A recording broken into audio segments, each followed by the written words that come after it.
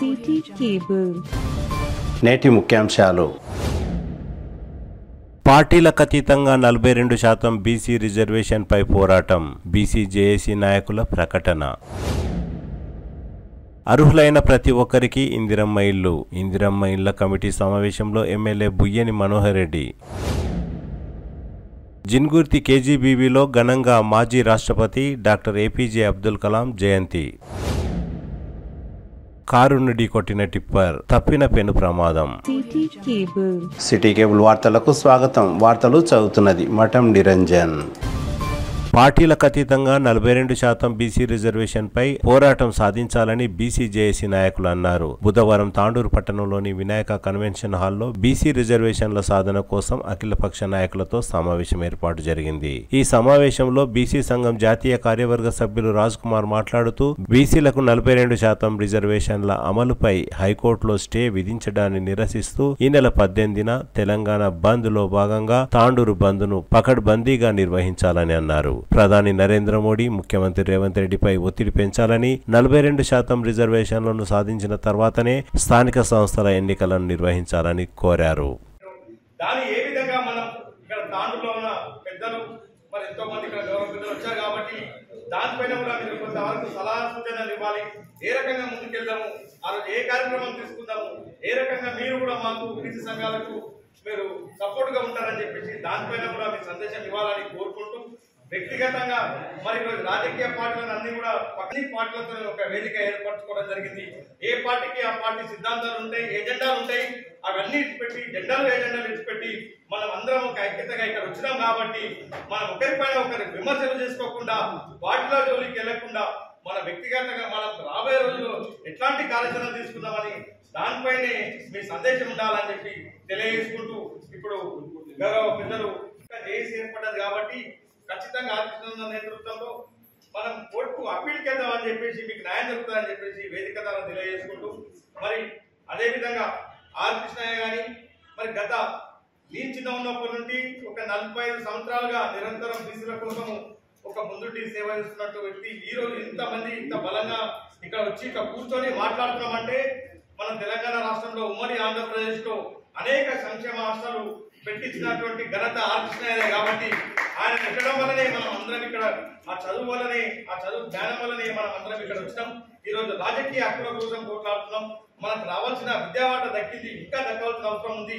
అయినప్పటికీ కూడా ఈరోజు మన రాజకీయ వాట ప్రధానమైంది కాబట్టి రాజకీయం మన చేతికి దక్కితే మిగతా అన్ని వస్తాయని చెప్పి తెలియజేసుకుంటూ, ఇప్పుడు గౌరవ పెద్దలు ఈ సందర్భంగా మాజీ జిల్లా గ్రంథాలయ సంస్థ చైర్మన్ రాజుగౌడ్ మాట్లాడుతూ తెలంగాణ శాసన మండలి చీఫ్ విప్ డాక్టర్ పట్నం మహేందర్ రెడ్డి బీసీల రిజర్వేషన్ పై మౌనం వీడాలని అన్నారు. పట్నం మహేందర్ రెడ్డిని తాండూరు ప్రజలు 4 సార్లు ఎమ్మెల్యేగా, సునీత మహేందర్ రెడ్డిని 3 సార్లు జెడ్పీ చైర్మన్ గా గెలిపించి మంచి భవిష్యత్తును ఇచ్చామని, అందుకు తాండూరు బీసీ బిడ్డల కోసం మహేందర్ రెడ్డి పోరాడాలని సూచించారు. మహేందర్ రెడ్డి గారు మౌనం వీడాలే, బీసీల గురించి నీకు ఇంత రాజకీయ భవిష్యత్తు ఇచ్చిన తాండూరు బీసీ బిడ్డల గురించి మీరు ఏ పార్టీలైనా ఉండండి, మీరు కొట్లాడవలసిన అవసరం ఉందని చెప్పేసి కూడా ఈ సందర్భంగా మహేందర్ రెడ్డి గారికి సూచిస్తున్నాం.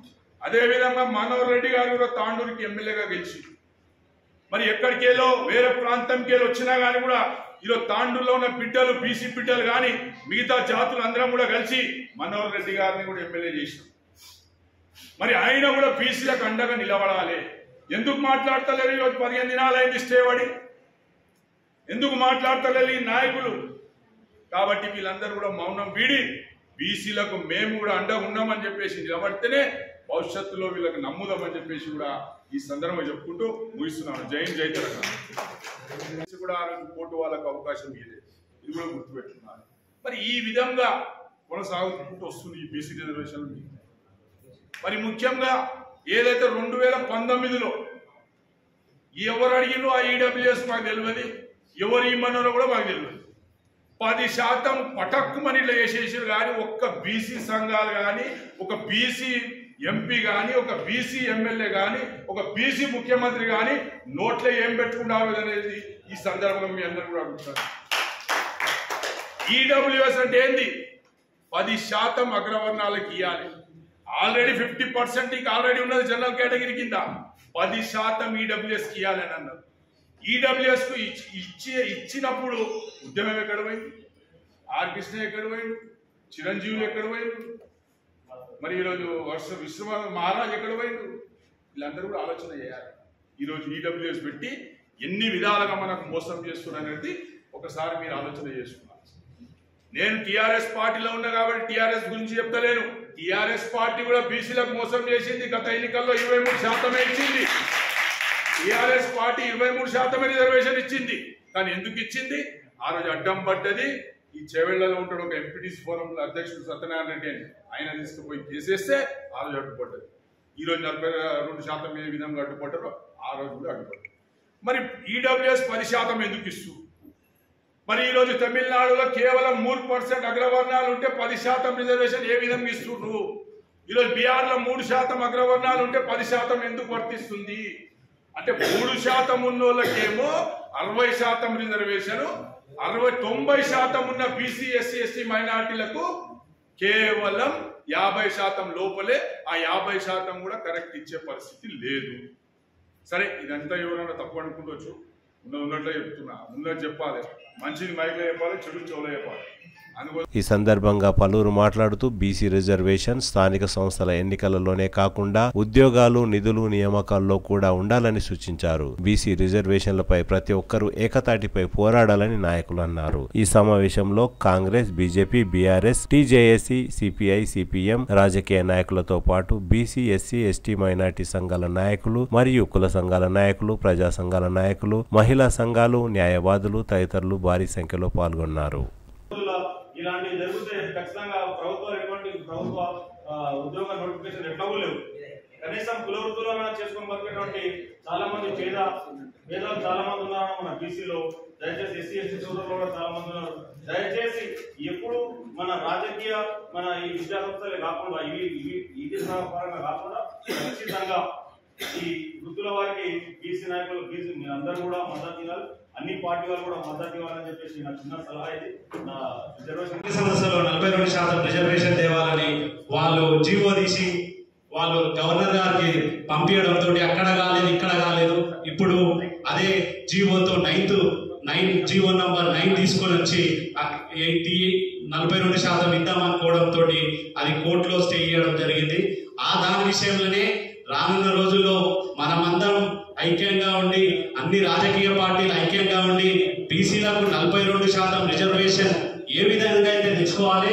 ముఖ్యంగా ఈ నెల 18వ తారీఖున బీసీ జేఏసీ తరఫున బంధుకు పిలుపునియడం జరిగింది. కాబట్టి ఆ బంధుకు ఎట్లయితే సక్సెస్ చేస్తాం, దాని మీద ఎట్లయితే 42% రిజర్వేషన్ తెచ్చుకోవాల్సిన అవకాశం ఉంది. కాబట్టి దాని మీద సలహాలు సూచనలు ఇవ్వాల్సిందిగా కోరుకుంటూ ఇప్పుడు బీసీ ప్రజలను మెప్పు పొందించడానికి జీవో ఇష్యూ చేసి ఒక ఓట్ బ్యాంక్ కోసం ఒక నాటకం ఆడుతున్నారు. ఎవరు కామన్ మ్యాన్ అడిగినా అది వినేటటువంటి సందర్భం.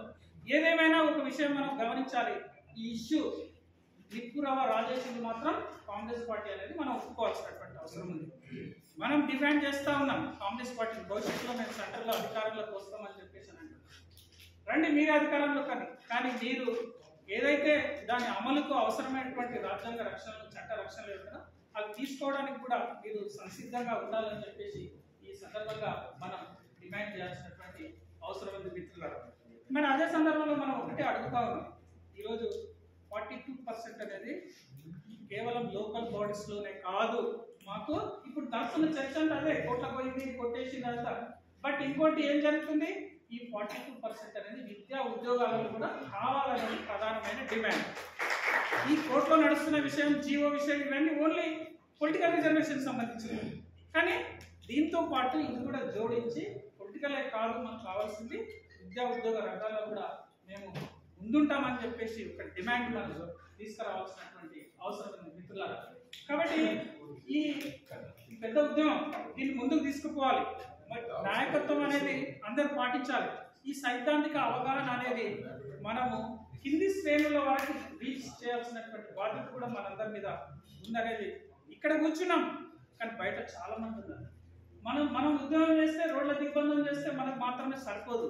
కానీ లాస్ట్ వరకు చివరన ఉన్నటువంటి బీసీ అయిన చివరన ఉన్నటువంటి వ్యక్తి వరకు కూడా మన సమాచారం రీచ్ చేయడానికి, చేరడానికి సరి అయిన కార్యాచరణ ప్రణాళిక ఇప్పుడే తయారు కావాలి. రేపటి నుంచి దాన్ని యాక్షన్లో పెట్టాలి. మిత్రులారా, తాండూరులో చాలా మంది ఉన్నారు, రజక సంఘం వాళ్ళు ఉన్నారు. వెళ్దాం, వాళ్ళ దగ్గరికి వెళ్దాం, మీటింగ్లు పెడదాం, వాళ్ళందరూ కుల సంఘంలో పిలిపిద్దాం, మనం మాట్లాడదాం, వాళ్ళ చైతన్యం చేస్తాం. ఏ రకంగా మనకు అన్యాయానికి గురైతున్న విషయాన్ని స్పష్టంగా వాళ్ళ దగ్గరికి పిల్లలు కూడా చేసే అవసరం వస్తుంది. కాబట్టి మనం అందరం కూడా ఇప్పుడు సరైనటువంటి అవకాశం వచ్చింది. అందరం కూడా పార్టీలను పక్కకు పెట్టి అందరం కూడా ఏకదాటి పైన నడిచి ఈనాడు బీసీ రిజర్వేషన్ల కోసం పోరాటం చేయాలి. ఎందుకు కాదు, మన లోపల ఎమ్మెల్యే ఎందుకు కాదు అనే ఒక థాట్ రావాలి. ఇప్పుడు రవిగౌడ అన్న ఉన్నాడు, ఎన్నో పదవులు అనుభవించారు. మా సిద్ధిరాల సీనన్న ఉన్నాడు, ఎన్నో పదవులు అనుభవించారు. మా రాజగౌడ అన్న ఉన్నాడు, ఎన్నో పదవులు అనుభవించారు. మురళి అన్న ఉన్నాడు, అయితే మా రాజ్ కుమార్ అన్న ఉన్నాడు, ఎంతో మంది ఉన్నారు. మన దాంట్లో మనం ఒక ఎమ్మెల్యే క్యాండిడేట్ కావాలి. శంకరన్న ఉన్నాడు, సంపత్ సార్ ఉన్నాడు. అవి మన ఓట్లు మనం వేసుకోవాలి. ఆనాడే మనం ఒట్టించేటోడు మనోడు ఉంటే ఏ మూల కూర్చున్నా మన లడ్డు మనకు వస్తుంది. ఈనాడు ఈడబ్ల్యూఎస్ రిజర్వేషన్లు ఎవరు అడిగారు? ఆ 7% ఉన్నటువంటి వాళ్లకు 10% రిజర్వేషన్లు వచ్చాయి. ఈనాడు మనం చదువుకున్నటువంటి మన పిల్లల భవిష్యత్తు ఏమవుతుందో ఒక్కసారి ఆలోచన చేయాలి. పార్టీలు పక్కన పెట్టండి. కానీ ఈనాడు మనము ఎన్నికల సమయం వచ్చినప్పుడు ఫస్ట్ అస్త్రం ఉపయోగించేది బీసీల పైన. కుటుంబ సంఘం అని, ముదిరా సంఘం అని, నాయ బ్రాహ్మణ సంఘం అని, విశ్వకర్మ సంఘం అని ఈ విధంగా కులాలతోటి చిచ్చు పెట్టి మనను ఒకరి పైన ఒకరు పోట్లాట చేసి మన ఓటు బ్యాంకింగ్ ని కొల్లగొట్టి ఈ మహనీయులు వేస్తున్నారు. ఈనాడు మన తెలంగాణలో ఉన్నటువంటి 110 స్థానాల్లో ఎంతమంది వాళ్ళు ఉన్నారు, మన వాళ్ళు ఎంతమంది ఉన్నారు, అయిన తర్వాత మంచి మంచి పదవుల్లో మంత్రి పదవుల్లో మన బీసీలు ఎంతమంది ఉన్నారు, వాళ్ళు ఎంతమంది ఉన్నారు, ఒక్కసారి మీరు హృదయం మీద చేసి మీరు ఇచ్చేసుకోవాలి. కాబట్టి మనం ఈనాటికైనా మనం బీసీ రిజర్వేషన్ల కోసము పోరాటం చేయాలి. మన ఓట్లు మనం వేసుకోవాలి. మన క్యాండిడేట్ మనం ఉండాలి. ఎన్ని రోజులు మనము ఈ గ్రౌండ్ వర్క్ సేవ చేసుకుంటా ఉంటాం. మన ఎమ్మెల్యే మనం అయినప్పుడు ఏ రిజర్వేషన్లు అయినా మన కాళ్ళ కాడికి నడిచి వస్తాయని నేను చిన్న సూచన ఇస్తూ ఏమైనా తప్పుగా మాట్లాడింటే అర్హులైన ప్రతి ఒక్కరికి ఇందిరమ్మ ఇండ్లను మంజూరు చేయనున్నట్లు ఎమ్మెల్యే బుయ్యని మనోహర్ రెడ్డి అన్నారు. బుధవారం తాండూరు పట్టణంలోని సమద్ ఫంక్షన్ హాల్లో ఏర్పాటు చేసిన ఇందిరమ్మ ఇండ్ల కమిటీ సమావేశంలో ఎమ్మెల్యే మాట్లాడుతూ ఇందిరమ్మ కమిటీ సభ్యులు ప్రతి ఇంటికి వెళ్లి అర్హులైన లబ్ధిదారుల పేర్లను అధికారులకు సూచించాలని కోరారు. కాంగ్రెస్ ప్రభుత్వం బీదల ప్రభుత్వం అని, గతంలో బీదలకు ఇండ్లను మంజూరు చేసింది కాంగ్రెస్ పార్టీనే అని అన్నారు. త్వరలో డబుల్ బెడ్రూమ్ ఇండ్లను కూడా మంజూరు చేయనున్నట్లు ఎమ్మెల్యే తెలిపారు. ఎవరూ నిరాశ చెందరాదని, అర్హులైన ప్రతి ఒక్కరికి ఇందిరమ్మ ఇండ్లను ఇవ్వడం జరుగుతుందని ఎమ్మెల్యే తెలిపారు. అర్హులైన కొందరికి ఇందిరమ్మ ఇండ్ల మంజూరు పత్రాలను అందజేశారు. ఈ కార్యక్రమంలో తాండూరు వ్యవసాయ market committee chairman Bala Reddy, municipal commissioner Yadagiri, Congress party Tandur పట్టణ అధ్యక్షులు అబీబ్లాలా, తాజా మాజీ కౌన్సిలర్లు Abdul Razak, Neeraja Bala Reddy, Prabhakar Goud, Praveen Goud, Patlola Narasimhulu, municipal manager Narender Reddy, ward అధికారులు, మున్సిపల్ సిబ్బంది తదితరులు పాల్గొన్నారు. ఖచ్చితంగా మీరు దేశ తీసుకొని రండి, మీకు అందరికీ కూడా ఇప్పించే బాధ్యత నేను తీసుకొని ఇస్తానని చెప్పి కూడా ఇంద్రమ్మ కమిటీ సభ్యులు దాదాపు ఇక్కడ వాళ్ళు 3-4 మంది రావాలి. ఏదో ఆ రోజు మా కౌన్సిలర్లో ఇచ్చారు నిబంధనలు కూడా, పేర్లన్నీ కూడా వాళ్ళే రాసిచ్చారు. ఈ రోజు మీటింగ్ పెడితే వాళ్ళ చాలా తక్కువ ఉన్నది. దయచేసి మీరు మళ్ళా 4-5 రోజుల్లో దయచేసి అందరినీ పిలిపెట్టి ఒక మీటింగ్ పెట్టండి. ఆ రోజే అధికారులందరూ కూడా ఈరోజు మున్సిపల్ కమిషనర్ ఉంటాడు, వార్డు ఆఫీసర్లు ఉంటారు, వారి సమక్షంలోనే అన్ని కూడా ఒక లిస్టు ఫైనల్ చేయండి. మరొక మీటింగ్ పెట్టుకొని ఎప్పుడే శాంక్షన్ అంటే ఎవరో ఇచ్చేది కాదు, శాంక్షన్ ఇచ్చేది మనమే. ఇంకా గత ప్రభుత్వం లాగా మీరు దరఖాస్తు పెట్టుకోండి, మీ సేవలో పెట్టుకోండి, తెల్ల పేపర్ నల్ల కాగితాలు చేసుకోండి, ఆఫీసర్ స్కూల్ కొట్టి దానికి కాదు. మీ సమక్షంలోనే మీరు దరఖాస్తు పెట్టుకోండి. మీకు ఇక్కడనే శాంక్షన్ ఇప్పించి మీకు ఇల్లు ఉన్నవాళ్ళు జాగా ఉన్న వాళ్ళకు తప్పకుండా మార్కెట్ ఇప్పించే బాధ్యత నేను తీసుకొని నేను ఇప్పిస్తానని చెప్పి కూడా దయచేసి ఈ రోజు వచ్చినాయి, కొంతమందికి రాలేదు, రాని వాళ్ళు ఎవరు బాధపడవలసిన అవసరం లేదు. ఇక ఉదయం రావు సెకండ్ లిస్ట్ ఎప్పుడో కాదు, మీకు అందరూ కూడా 167 రోజు అయితే వచ్చినాయో రేపు అందరికీ కూడా అతి త్వరలో ఇక మిగతా 350 కూడా ఎప్పుడే ఇప్పించే బాధ్యత నేను తీసుకొని నేను ఇస్తానని చెప్పి కూడా వేదిక ద్వారా మీకు అందరికీ తెలియజేసుకుంటూ, ముఖ్యంగా మీరు మనమందరం కూడా ఈరోజు ఇంకొకటి గుర్తించుకోవాలి. మనం మొన్ననే ఎలక్షన్స్ పోవాలనుకున్నాం, అనివార్య కారణాల వల్ల ఈరోజు కోర్టు ద్వారా ఈరోజు ఆగిపోయింది. తర్వాత ఈరోజు గతంలో తాండూరులో ఏదైనా ఇంద్రమ్మ ఇల్లు ఇచ్చిందంటే కాంగ్రెస్ గవర్నమెంట్ ఇచ్చింది. ఎలక్షన్స్ ముందు కూడా మనం ఇంకా మళ్ళీ మీరు కాంగ్రెస్ అధికారం ఇవ్వండి, ఖచ్చితంగా మళ్ళీ ఇంద్రమ్మ రాజ్యంలో ఇంద్రమ్మ ఇల్లు ఇస్తామని చెప్పింది. ఆ ఇంద్రమ్మ ఇల్లు ఇచ్చే పద్ధతి కూడా మీకు ఇంద్ర మారుతుంది. ఖచ్చితంగా ఇంద్రమ్మ కమిటీల ద్వారా మనం కమిటీలు ఇస్తాం. వాడుకు కమిటీలు ఖచ్చితంగా చేసి మీరు ఇక్కడ కూడా అధికారుల దగ్గర పోవాల్సిన అవసరం లేదు. మీరు ఏ ఆఫీసర్ల చుట్టూ కూడా తిరగవలసిన అవసరం లేదు. ఆ ఇందిరమ్మ కమిటీ దగ్గరనే కమిటీ వాళ్ళు ఫైనల్ తీసుకొస్తామని చెప్పి మీకు ఒక మీటింగ్ పెట్టి గతంలో కూడా ఇందిరమ్మ కమిటీ ఎలక్షన్ అయిపోయినప్పుడే మీకు ఒకసారి మీటింగ్ పెట్టి చెప్పుకున్నాం. మీ దగ్గరికి వార్డు అధికారులు అందరూ కూడా వస్తారు. దయచేసి మీ పవర్ మీకు తెలుస్తలేదు. ఇందిరమ్మ కమిటీకి ఉన్నటువంటి పవర్ ఈ రోజు మీ వార్డులో మీరు 5 మంది కమిటీ మనం ఏదైతే చేస్తున్నామో మీరు 5 మంది కూర్చోండి. మీకైతే ఎవరైతే వార్డు ఆఫీసర్ ఉన్నాడో ఇక్కడ వార్డు ఆఫీసర్లు అందరూ కూడా ఉన్నారు, కమిషనర్ ఉన్నాడు. మీకు ఆ రోజు ఎస్ఆర్ గార్డెన్ మీకు ఒకసారి మీటింగ్ పెట్టి కూడా చెప్పినాం. ఇందిరమ్మ కమిటీ సభ్యులు మీరు ప్రపోజల్ చేసి ఇవ్వండి. దీంట్లో ఎలవాని ఎప్పుడు ఎంట్రీ అని చెప్పి ఆల్రెడీ అధికారులు చేసి ఉన్నారు. అదంతా కూడా లిస్టు మీకు వార్డు మెంబర్ల దగ్గర ఉన్నది, వార్డు ఆఫీసర్ల దగ్గర ఉన్నది. దాన్ని మీరు కోఆర్డినేట్ చేసుకోండి. దాంట్లో ఉన్నటువంటి అలాగే మీరు ఎన్నైనా సరే మీరు ఇవ్వండి. ప్రపోజల్ చేసి ఇవ్వమని చెప్పి చాలా సార్లు మా అభిప్రాయాలు కానివ్వండి, మా అవసరాలు కానీ చాలా సార్లు చెప్పడం జరిగింది. ఆ లిస్టు కూడా ఎలవాని ఎంట్రీ కొన్ని లిస్టులు ఉన్నాయి. ఆ లిస్టులు కూడా మీకు అందరూ కూడా ఎంట్రీ లిస్టు ఎవరైతే ఏజెంట్లు ఉంటారో సెకండ్ లిస్ట్ అయితే ఎంట్రీలో ఎంతమంది అయితే మెంబర్లు ఉన్నారో దాదాపు 8-9 మంది ఎంట్రీలో ఉంటారు. ఎలవలో దాదాపు 1000-1500 మంది ఉన్నారు. ఆ లిస్టులో ఉన్నటువంటి వాళ్ళందరినీ కూడా వార్డు ఆఫీసర్ల ద్వారా మీరు ప్రపోజల్ చేయమని చెప్పాం. కానీ ఇంకా కూడా మీరు ఇందిరమ్మ కమిటీ సభ్యులుగా స్పందిస్తారు. ఈ రోజు అదే చెప్పినా మీకు ఏదైతే 150-126 నుంచి అవే కనిపిస్తున్నాయి. ఆ విధంగా అయితే లాభం లేదు. మళ్ళీ ఇందిరమ్మ కమిటీ సభ్యులతో మీటింగ్ పెడతాం. మీకు ఈ రోజు కూడా చెప్తున్నానే వార్డులో మీరు మాజీ కౌన్సిలర్లు కానివ్వండి, ఇందిరమ్మ కమిటీ సభ్యులు మీరు అందరూ కూడా కూర్చొని మీకు వార్డు ఆఫీసర్ ఎవరైతే ఉన్నారో వాళ్ళు రేపు కూర్చోండి. వార్డులో ఎంతమంది అయితే ఏజెంట్లు ఉన్నారో ఏజెంట్లు క్రియేట్ లిస్ట్ ఆల్రెడీ మున్సిపల్ వాళ్ళు ఇచ్చారు. దయచేసి మీరు బాగా గుర్తుపెట్టుకోవాలి. ఆ లిస్టు ఫైనలైజ్ చేస్తున్నారు. ఎలవలో ఏజెంట్లు కాకుండా ఎంట్రీలో కూడా కొంతమంది ఉన్నారు. దాదాపు 8,000 నుంచి 9,000 మంది తాండూరులో 36 వాళ్ళు ఉన్నారు. ఆ లిస్టు ఇంతకు ముందు చూసినాం కదా.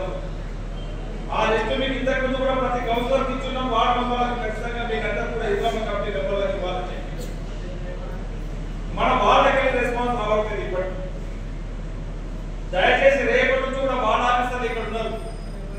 వార్డు ఆఫీసర్లకు ఇందిరమ్మ కమిటీ సభ్యులకు కూడా మున్సిపల్ లిస్ట్ ఉన్నారు. వార్డు ఆఫీసర్లు అందరూ కూడా రేపు ఉదయమే వీళ్ళందరూ కూడా కూర్చొని ఏ వార్డు ఇందిరమ్మ కమిటీ వాళ్ళు ఉన్నారో ఆ కమిటీలో ఉన్నటువంటి 5 మంది కూర్చోబెట్టండి. 5 మంది అక్కడ ఉన్నటువంటి మా కౌన్సిలర్లు మాజీ కౌన్సిలర్లను కూడా మా సీనియర్ లీడర్ కాంగ్రెస్ లీడర్ అందరూ కూడా కూర్చోబెట్టండి.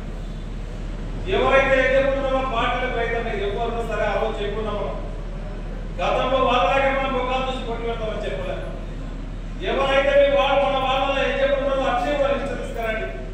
ఇంకా మన దగ్గర ఇంకా 350 ఇంకా తక్కువ అదే ఉన్నాయి. ఫస్ట్ లిస్ట్ ఇవ్వడానికి సిద్ధంగా ఉన్నాము. ఖచ్చితంగా ఇవ్వడానికి సిద్ధంగా ఉన్నాం. అదే కాకుండా ఇక్కడ మూల పడేసినటువంటి 1000 డబుల్ బెడ్రూమ్లు ఉన్నాయి. ఆ 1000 డబుల్ బెడ్రూమ్లు కూడా ఇందిరమ్మ కమిటీ ద్వారానే మరొకసారి మీకు అందరూ కూడా చెప్తా ఉన్నాం. మీరు ఇందిరమ్మ కమిటీ అంటే ఏదో ఆశాపాశం చేసిండ్రు తూర్పు మొత్తంగా కాదు. ఏది చేసినా ఇందిరమ్మ కమిటీ ద్వారానే మనం చేస్తామని చెప్పిన వాళ్ళు ఈ రోజు కూడా మేము మరొకసారి చెప్తా ఉన్నాం. రేపు 1000 డబుల్ బెడ్రూమ్లు ఇల్లు కానివ్వండి ఇందిరమ్మ కమిటీ సభ్యుల ద్వారా అక్కడ ఉన్నటువంటి మా కౌన్సిలర్లు మాజీ కౌన్సిలర్ల ద్వారానే మీ సంతకాల ద్వారానే వచ్చినాయి. వార్డు ఆఫీసర్లు కూడా నిమిత్తం మాత్రమే. దీంట్లో మున్సిపల్ కమిషనర్ కానీ వార్డు ఆఫీసర్ కానీ మాజీ రాష్ట్రపతి missile man of India doctor APJ Abdul Kalam జయంతి ఉత్సవాలు ఘనంగా జరిగాయి. బుధవారం తాండూరు మండలం జిన్గుర్తి కేజీబీవీ పాఠశాలలో అబ్దుల్ కలాం జయంతి ఉత్సవాలలో ముఖ్య అతిథిగా తాండూరు డీఎస్పీ బాలకృష్ణారెడ్డి పాల్గొన్నారు. ఈ సందర్భంగా డీఎస్పీ బాలకృష్ణారెడ్డి మాట్లాడుతూ భారతదేశానికి ఏపీజే అబ్దుల్ కలాం ఎంతో సేవ చేశారని, ముఖ్యంగా మిసైల్స్ ను తయారు చేసి దేశానికి ఎంతో సేవ చేశారని అన్నారు. ఆయన అందరికీ ఆదర్శంగా నిలిచారని అన్నారు. బీద కుటుంబంలో పుట్టి అత్యున్నత స్థానమైన భారత రాష్ట్రపతిగా ఉండి కూడా ఎన్నో సేవలను అందించారని గుర్తు చేశారు. ఆయనను ఆదర్శంగా తీసుకొని ప్రతి ఒక్క విద్యార్థి బాగా చదువుకొని భవిష్యత్తులో మంచి స్థాయిలో ఉండాలని విద్యార్థులకు సూచించారు. ఈ కార్యక్రమంలో శ్రీ రామకృష్ణ సేవా సమితి గౌరవ అధ్యక్షులు గాజుల బసవరాజ్, అధ్యక్షులు బాలకృష్ణ, కీర్తి శర్మ, కేవీఎం వెంకట్ తదితరులు పాల్గొన్నారు.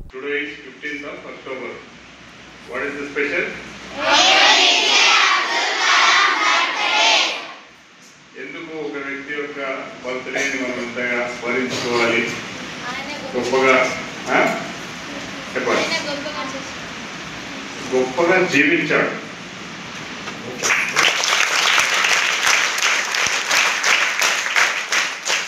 మీరు మాటికి చప్పట్లు కొట్టగండి, డిస్టర్బెన్స్ అవుతుంది. ధనుష్ కోటి వేరే విన్నారా? ధనుష్ కోటి రామేశ్వరం పేరు విన్నారా? ఇండియా పటం చూశారు కదా. ఇండియాలో లాస్ట్ పాయింట్ మనది ఏంటంటే అదొక ఐలాండ్. రామేశ్వరం అనేది ఐలాండ్. మనం సముద్రంలోంచి కొంత దూరం కొన్ని కిలోమీటర్లు పోయిన తర్వాత లాస్ట్ లో ఉంటే చిన్న ద్వీపం island Rameswaram. Okay, Tamil Nadu state లో ఉండే రామేశ్వరం అనే ఒక దీవిలో, దాంట్లో కూడా లాస్ట్ పాయింట్ చిట్ట చివరి ప్రాంతం ఏది? ధనుష్ కోటి. ధనుష్ కోటి అనే ప్రాంతంలో 1931లో అక్టోబర్ 15వ తారీఖు నాడు ఒక పేద ముస్లిం కుటుంబంలో పుట్టినాడు ఏపీజే అబ్దుల్ కలాం. వాళ్ళ ఫాదరు పడవ నడుపుతాడు. పడవ అంటే అక్కడ సముద్రం మధ్యలో ఉన్న దీవిలో వాళ్ళకి ఏముంటుంది? అక్కడ ఫ్యాక్టరీలు ఉంటాయా? 1931లో ఏముంటుంది అక్కడ? ఇప్పుడంటే ఇక్కడ ఎన్నో చాలా ఫ్యాక్టరీలు ఉన్నాయి. ఇక్కడ సిసిఐ కంపెనీ ఉంది, ఐసిఐ కంపెనీ ఉంది, ఎన్నో ఉద్యోగాలు ఉన్నాయి. అప్పట్లో ఏముంటుంది? వ్యవసాయము లేదంటే చేతి వృత్తులు. అంటే ఒక వీల్ తయారు చేయాలి వడ్రంగి, ఒక కుండ తయారు చేయాలి ఒక కుమ్మరి. అంటే వ్యవసాయానికి ఉపయోగపడే పనిముట్లు తయారు చేసే వృత్తులు. లేదంటే సముద్రంలోకి వెళ్ళి చేపలు పట్టాలి. చేపలు పట్టడానికి ఏం కావాలా? పడవ. అట్లా పడవ నడుపుకునే యొక్క వ్యక్తి యొక్క కుటుంబంలో పుట్టినాడు. చాలా పేద కుటుంబంలో పుట్టినాడు ధనుష్ కోటిలో. చదువుకోవడానికి తినడానికే సరిగా ఉండేది కాదు. ఆ రోజుల్లో మనకి సరైన తినడానికి తిండి అంటే బియ్యం కానీ గోధుమలు కానీ లేకున్న రోజుల్లో గవర్నమెంట్ సప్లై చేసేది అనమాట. కొంత రేషన్ బియ్యం అంటారు కదా, ఇప్పుడు కూడా పేదవాళ్ళకి ఇస్తుంది రేషన్ బియ్యం అని. అట్లా బియ్యము గోధుమలు గవర్నమెంట్ ఇచ్చేవాళ్ళు అనమాట. అట్లా ఇచ్చిన గోధుమల్ని రొట్టెలు తయారు చేసి వాళ్ళ తల్లి తండ్రి సరిగా తినకుండా పిల్లలకి పెట్టేవాళ్ళు అనమాట. వాళ్ళు ఒక పూట తిని ఇంకో పూట తినకుండా పిల్లల కోసం, పిల్లలు పెరగాలని పిల్లలకి పెట్టేవాళ్ళు అనమాట. ఫస్ట్ నుండి కూడా. అయితే అబ్దుల్ కలాం గారు చదువుకోవడానికి ఎంతో కష్టపడేవాడు. ఎర్లీ మార్నింగ్ 3:30-4 గంటలకు నిద్రలేసి తన కార్యక్రమాలన్నీ చేసుకొని పొద్దున్నే ట్రైన్లో, మద్రాసు నుంచి ట్రైన్లో న్యూస్ పేపర్ వచ్చేది. ఇప్పుడు న్యూస్ పేపర్ ఎలా వస్తుంది? ఇంటర్నెట్లో, మొబైల్ ఫోన్లో, ఎక్కడంటే అక్కడ వార్తలు చూస్తున్నాము. అప్పట్లో ఏంటి? మద్రాసులో ప్రింటింగ్ ప్రెస్లో ప్రింట్ అయిన న్యూస్ పేపరు అక్కడికి రావాలంటే ఎలా రావాలి? రైల్లో రావాలి. చాలా గంటలు, ఎన్నో గంటల తర్వాత అక్కడికి రీచ్ అవుతుంది. అక్కడ రైల్వే స్టేషన్లో న్యూస్ బండిల్ని తీసుకొని అతను ఇంటింటికి తిరిగి న్యూస్ పేపర్ ఇచ్చేవాడు. దేనికోసం? డబ్బు కోసం. అంటే చదువుకోవడానికి డబ్బు సహాయం కావాలన్నమాట. అంటే తన తల్లిదండ్రులకు సహాయం చేయడం కోసం చాలా సహాయపడేవాడు. పొద్దున్నే న్యూస్ పేపర్ తీసుకొని ఇల్లు తిరిగి న్యూస్ పేపర్ పనిచేసి మళ్ళీ స్కూల్కి వెళ్ళేవాడు. స్కూల్కి వెళ్ళి వచ్చిన తర్వాత మళ్ళీ తల్లిదండ్రులకు సహాయం చేసేవాడు.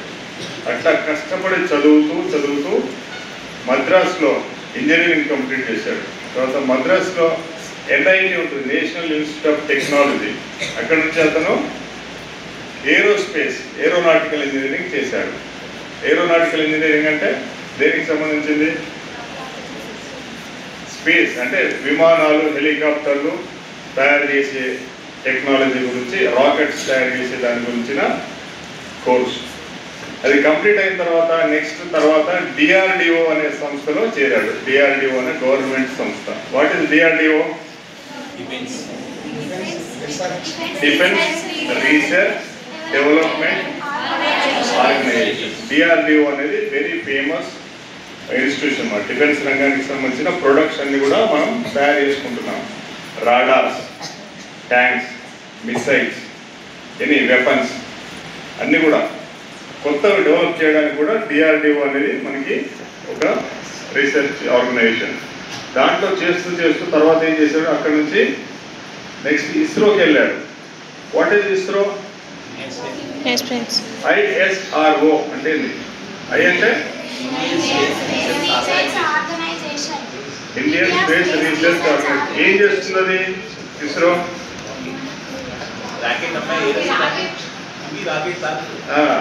ఇస్రో అనే యొక్క ఇది మనకి కావాల్సిన రాకెట్స్, తర్వాత ఉపగ్రహాలని అంతరిక్షంలో పంపాలి. ఇప్పుడు మనకి ఫోన్ మాట్లాడుతున్నాం కదా, నేను ఫోన్ మాట్లాడడం అంటే ఎలా సాధ్యమైంది? టీవీలో సిగ్నల్స్ ఎలా వస్తున్నాయి? డిజిటల్, ఇప్పుడు డిష్ టీవీ వస్తుంది కదా, డిష్ టీవీ ఉంది కదా, ఎలా వస్తుంది? Because of satellites. స్పేస్లో ఉన్న శాటిలైట్స్ మనం పంపించిన సిగ్నల్స్ని, ఇప్పుడు నేను ఫోన్ రింగ్ చేస్తా, రింగ్ చేయగానే ఇక్కడ నుంచి ఎక్కడికి వెళ్తుంది? అది నియర్ బై సెల్ టవర్కి వెళ్తుంది. మీ ఊర్లో ఎక్కడ హైయెస్ట్ ప్లేస్ ఉన్న సెల్ టవర్ ఉంటుంది కదా, ఆ టవర్ నుంచి ఆ సిగ్నల్స్ తీసుకొని టవర్ నుంచి స్పేస్లోకి వెళ్తుంది. స్పేస్ నుంచి మళ్ళీ నేను తాండూరులో ఒక వ్యక్తికి కాల్ చేస్తాను, తాండూరులో ఒక సెల్ టవర్కి రిసీవ్ అవుతుంది. అక్కడ నుంచి మళ్ళీ ఆ వ్యక్తి మొబైల్కి సిగ్నల్ వస్తుంది. ఇదంతా సాధ్యం కావాలంటే ఏం కావాలా? శాటిలైట్స్ కావాలి. ఇట్లా శాటిలైట్స్ మనమే సొంతంగా తయారు చేసుకోవడం కాకుండా ఎన్నో దేశాల, వేరు దేశాల శాటిలైట్స్ కూడా మనమే ఇప్పుడు పైకి స్పేస్లోకి పంపిస్తున్నాం. అర్థమవుతుందా? మనం సొంతంగా పంపడం కాకుండా వేరు కంట్రీస్ కూడా మన మీద డిపెండ్ అవుతున్నారు. ఇంతకుముందు గతంలో ఒక 1-2 years బ్యాక్ 100 శాటిలైట్స్ మనం పంపాం స్పేస్లోకి. That is the greatest of India.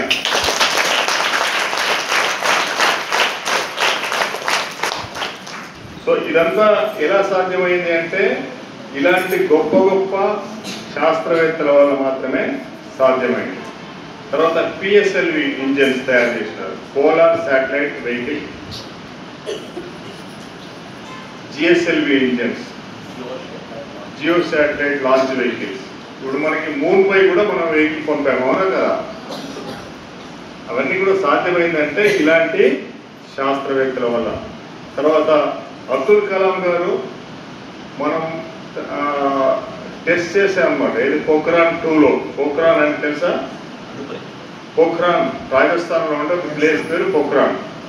అక్కడ మనం అణుపరీక్ష చేసామన్నమాట. న్యూక్లియర్ టెస్ట్ చేసాం. ఆ టెస్ట్ చేసేటప్పుడు కూడా ఇతను మెయిన్ సైంటిస్ట్ అన్నమాట. అక్కడ ఇలా చేస్తూ యాలల మండల పరిధిలోని దౌలాపూర్ దగ్గర ప్రధాన రోడ్డుపై ఓ కారును టిప్పర్ ఢీకొట్టింది. బుధవారం ఉదయం కారు డ్రైవర్ తెలిపిన వివరాల ప్రకారం తాండూరు నుండి కొడంగల్ వైపు వెళ్తున్న తన కారును ఒక టిప్పర్ అజాగ్రత్తగా ఓవర్టేక్ చేసేందుకు ప్రయత్నించడంతో తన కారు ముందు భాగంను ఢీకొట్టడం జరిగిందని, తాను అప్రమత్తంగా ఉన్నందున ఎలాంటి ప్రాణ నష్టం జరగలేదని, కారు ముందు భాగం కొంత డ్యామేజ్ జరిగిందని కారు యజమాని తెలిపారు. ఇక్కడ దౌలాపూర్ దగ్గర టూ లైన్స్ వన్ సైడ్ ఉంది, వన్ సైడ్ ఇంకా రోడ్డు రిపేరింగ్లో ఉంది. అందుకని వెనకాల నుండి వచ్చినటువంటి రోడ్ పనిచేసినటువంటి వెహికల్ నా కార్ని ఓవర్టేక్ చేయడంతో పాటు ముందుకొచ్చింది. ముందర వెహికల్ వచ్చేసరికి మళ్ళీ ఆ కారు లారీ లెఫ్ట్ సైడ్ తీసుకోవడం జరిగింది. లెఫ్ట్ సైడ్ తీసుకున్న వెంబడే ఇక్కడ నా డ్రైవర్ సైడ్ డోర్కు వెనక డోర్కు మొత్తం డ్యామేజ్ అయింది. అదే ఇంకా లారీ డ్రైవర్ ఇంకొంచెం స్పీడ్గా నా వెహికల్ని టర్నింగ్ చేసుకుంటే నా కారు పల్టీ పట్టే అవకాశం ఉంటుంది. ఇలాంటి సందర్భంలో డ్రైవర్లపై చర్యలు తీసుకోవాలని నేను కోరుకుంటున్నాను. ఇక్కడ ఈ డ్రైవర్కి ఎక్స్పీరియన్స్ ఉందా లేదా, అసలు ఆయన ఫిట్నెస్ ఉందా లేదా, అసలు లారీ డ్రైవర్ అయినా, వాటిపైన యాక్షన్ తీసుకోవాలి. అదే అనుకోకుండా ఇంకా టర్నింగ్ ఎక్కువ ఉంటే నా కారుకు పల్టీ టచ్ అయితే నా కారు పల్టీ కొట్టేది, అప్పుడు ప్రాణాలకు ముప్పు. ఇలాంటి డ్రైవర్లను విధిలో పెట్టుకోవద్దని ఈ సందర్భంగా నేను తెలియజేస్తున్నాను. తిరిగి వచ్చే బులెటిన్లో తాజా వార్తలతో మళ్ళీ కలుద్దాం. అంతవరకు సెలవు, నమస్కారం. మరిన్ని వార్తల కోసం ఛానల్ సబ్స్క్రైబ్ చేయండి, షేర్ చేయండి, లైక్ చేయండి, కామెంట్ చేయండి. CT Cable.